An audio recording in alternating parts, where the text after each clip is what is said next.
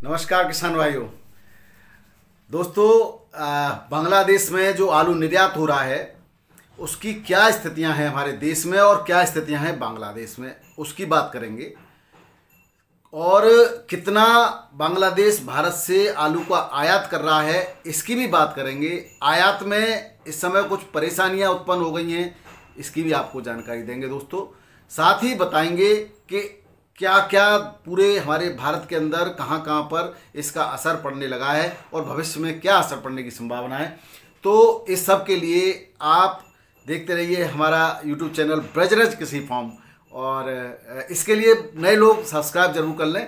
और आपको अगर वीडियो अच्छा लगे तो किसान भाइयों को शेयर करना दोस्तों, और नहीं भी अच्छा लगता है तो कोई बात नहीं, इसके लिए जो है आपने वीडियो देखा इसके लिए मैं आपको बहुत बहुत धन्यवाद देना चाहूँगा। तो आइए शुरू करते हैं। मैं हूँ आपका डॉक्टर के भारद्वाज और आप देख रहे हैं ब्रजराज कृषि फार्म यूट्यूब चैनल। दोस्तों, सबसे पहले दोस्तों हम बात करते हैं कि कल क्या हुआ।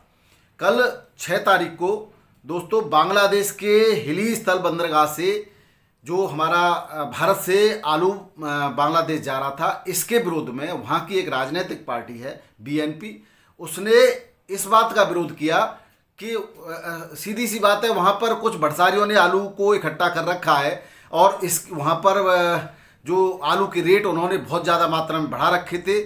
तो सरकार ने उनको सबक सिखाने के भारत से आयात कर लिया आलू। जब भारत से आलू आयात होने लगा तो उनके परेशानी ये बढ़ गई कि अब उनका आलू कौन पूछेगा।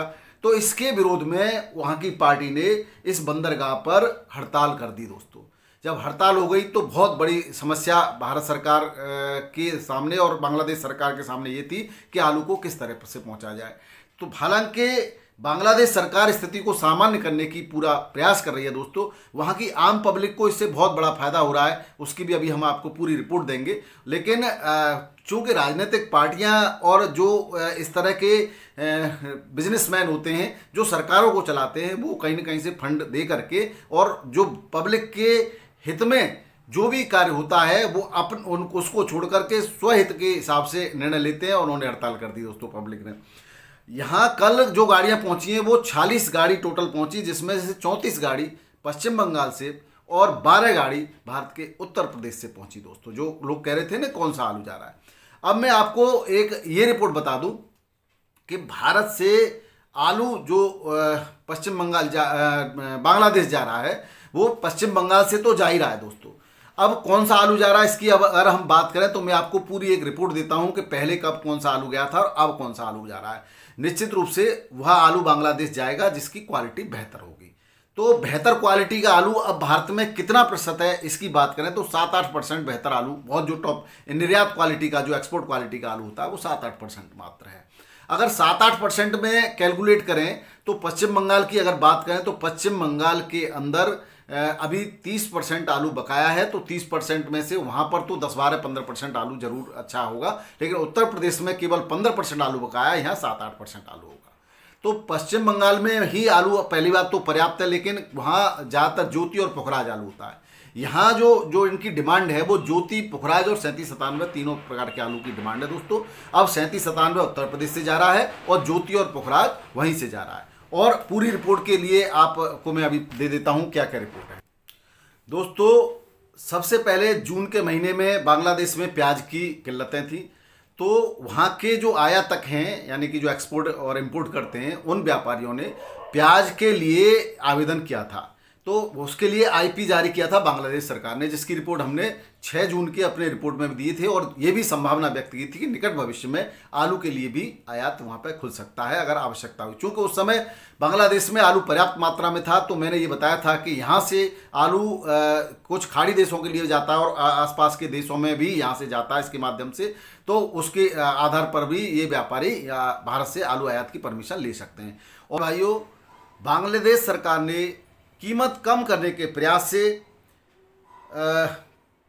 पारंपरिक रूप से जड़ वाली सब्जियों के निर्यातक बांग्लादेश में घरेलू खपत के लिए भारत से 77 टन आलू की पहली खेप पहुंच चुकी है। चपेनबाबगंज की गौर इंटरनेशनल नाम की कंपनी सरकार की मंजूरी मिलने के बाद गुरुवार को सोना मस्जिद लैंड पोर्ट से 2 ट्रक आलू लेकर गई थी। कंपनी आयात लागत का खुलासा नहीं करना चाहती थी, लेकिन कृषि मंत्रालय ने बताया है कि मंगलवार को यानी कि आज से अभी नया जो ऑर्डर मिला है वो है 1,07,000 टन आलू नया अनुमति मिल चुकी है और आज से उसकी भारत से सप्लाई शुरू हो जाएगी। कंपनी में शामिल अरहम निटेक्स के प्रबंधक अनु बकर सिद्दीकी ने बताया है कि आलू आयात पर 33% शुल्क को ध्यान में रखते हुए अस्थिर बाजार का विश्लेषण करने के बाद और आयात शुरू करेंगे। ढाका के बाजारों में आलू का 60% से 80% यानी कि 0.55 से 0.73 अमेरिकी डॉलर प्रति किलोग्राम पर बिक रहा है, जो देश के इतिहास में सबसे अधिक है। भारत में 1 किलो आलू की कीमत 20 रुपये है। बांग्लादेश में पर्याप्त उत्पादन के बावजूद हाल ही में आलू की कीमतों में बेतहाशा वृद्धि हुई थी दोस्तों। इससे पिछले सीजन में लगभग 8 मिलियन टन की वार्षिक मांग के मुकाबले 11.1 मिलियन टन आलू का उत्पादन किया था बांग्लादेश में। इस साल के शुरुआत में व्यापारियों ने 13,000 टन आलू का निर्यात भी किया था। इससे पहले 2020-21 के सीजन में 68,773 टन आलू का निर्यात बांग्लादेश ने किया था दोस्तों, जबकि 21-22 में 78,910 टन का निर्यात की अनुमति सरकार ने दी थी। इस बार सरकार ने 2 दिन में 50,000 टन आलू आयात कर लिया है और नई इजाज़त दे दी है दोस्तों। 70,000 टन आलू पहले आ चुका है और 1,07,000 टन की नया जो है अनुमति और मिल चुकी है, जो आज से सप्लाई शुरू हो जाएगी। तो अब जब आज से इतनी मात्रा में आलू की सप्लाई बांग्लादेश को हो रही है तो निश्चित रूप से भारत के बाजारों पर असर पड़ना चाहिए था दोस्तों। लेकिन आपने देखा होगा कि उत्तर प्रदेश में कोल्ड स्टोरेज पर कुछ किसान भाइयों ने किसान भाइयों में हड़कंप की स्थिति है। उसका कारण है कोल्ड स्टोरेज मालिक किसानों को गुमराह कर रहे हैं। वो उनसे कह रहे हैं कि हम मशीन बंद कर देंगे और जब मशीन बंद हो जाएंगी तो आलू लूज हो जाएगा और उसकी क्वालिटी ख़राब हो जाएगी, वो मार्केट में अच्छे रेटों पर नहीं बिकेगा। इसका परिणाम ये हो रहा है दोस्तों कि किसान आनन फानन में हड़बड़ी में जिस मंडी में गाड़ी मिल रही है उस मंडी में आलू बिना सोचे समझे फेंक रहे हैं और मंडियों में आलू का अंबार लग रहा है और किसान को आलू की कीमत नहीं मिल पा रही है और आलू उसका फिक ही रहा है दोस्तों। लेकिन मैं किसान भाइयों आपको बता देना चाहता हूं कि उत्तर प्रदेश सरकार ने कोल्ड संचालन की जो तिथि रखी है वो 30 नवंबर रखी है। अभी आपके पास 23-24 दिन और हैं।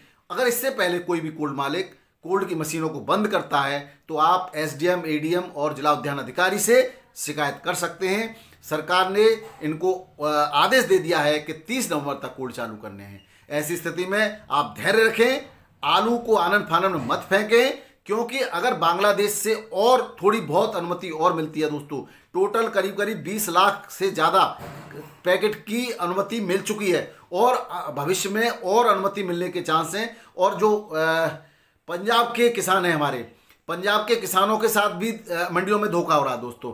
कितनी लागत आ रही है उसको कोई नहीं देख रहा और फड़ों पर जमा आलू और अन्य आलू और परिस्थितियों दिखा करके उनके नए आलू की भी स्थिति खराब की जा रही है। आप परिस्थितियों को भांपें दोस्तों।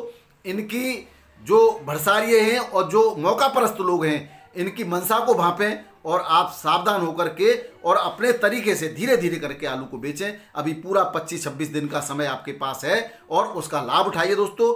आने वाले समय में आलू के रेट बढ़ सकते हैं। अगर इसी तरह से निर्यात होता है तो अच्छे आलू के रेट जरूर बढ़ेंगे, लेकिन खराब आलू जो हो रहा है उसको आप निकाल दीजिए, कोल्ड में चेक कीजिए। और मैं यही चाहता हूं सिर्फ कि मेरे किसान भाइयों को नुकसान न हो। कुछ मैं इतना ही कहना चाह रहा हूं किसान भाइयों। वीडियो देखने के लिए बहुत बहुत धन्यवाद। नमस्कार, आपका दिन शुभ रहे।